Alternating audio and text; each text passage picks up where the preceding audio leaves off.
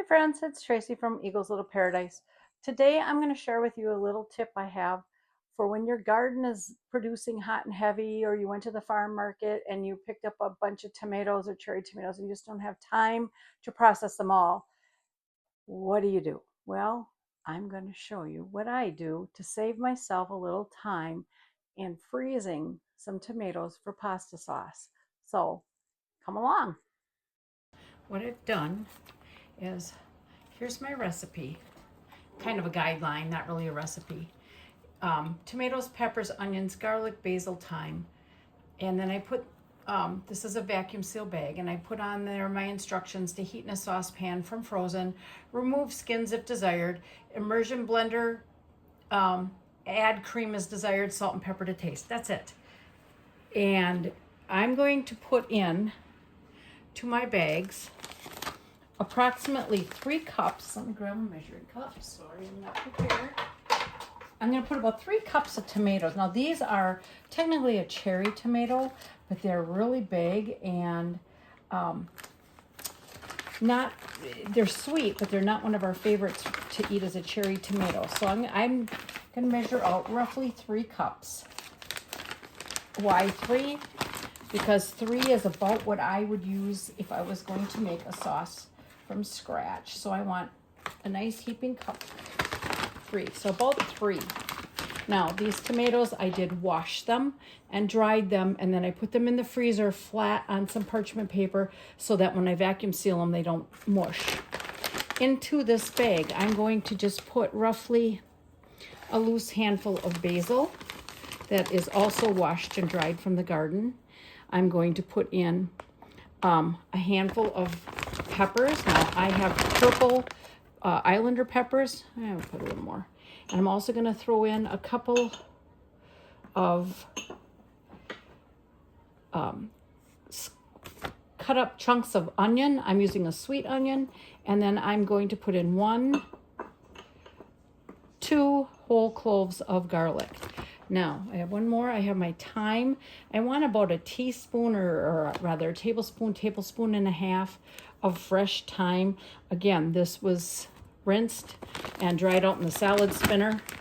And then I'm going to go ahead and vacuum seal that so it's flat, and then they'll pop them in the freezer.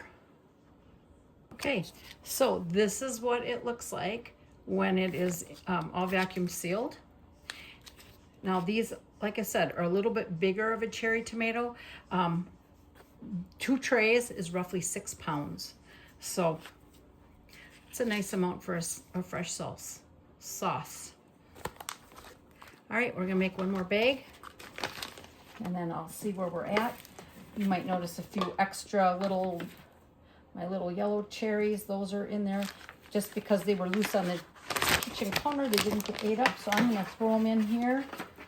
Again, about 3 cups, and that works really good in this size bag. This is a quart bag. You can definitely, if you don't want quite so much, you could do 2 cups. You could do 4. I would probably do 2 cups if you need 4, and then just take out 2 packages. So again, handful of the basil, fresh basil, some purple Islanders. Now these are going to turn green when they heat up, but they're a nice sweet taste. I'm going to leave enough for one more bag.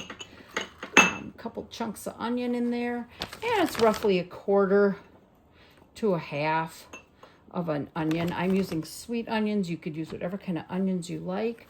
About a tablespoon and a half of thyme. And again, I'm just going to vacuum seal that and pop these in the freezer. There you have it. I had roughly 6 to 7 pounds of tomatoes, and I used 2 onions and 3 bell peppers, purple Islanders, about 4-5 cloves of garlic, thyme, about a tablespoon and a half. And again, you just take this out of the freezer. No need to defrost it. You just pop it in your saucepan. And if you want to remove the skins as it softens, they're going to slip right off, or you can leave them in there. If you use an immersion blender, you can get that very fine. If the skins bother you, take them off. If you don't have an immersion blender, you can also use just a regular blender, something a little more substantial, but you will be able to blend those right up. You can add cream if desired, or you could add a little vodka sauce in there if you'd want to make a vodka sauce. Really, you can do whatever you want. Add salt and pepper to taste. I don't put it in the freezing part. Salt and pepper to taste. Really, anything else, maybe you want a little oregano in there. You could do that when you're at the cooking stage. Now I'm going to go pop these down in the freezer, and then this winter we are going to be able to have fresh pasta sauce.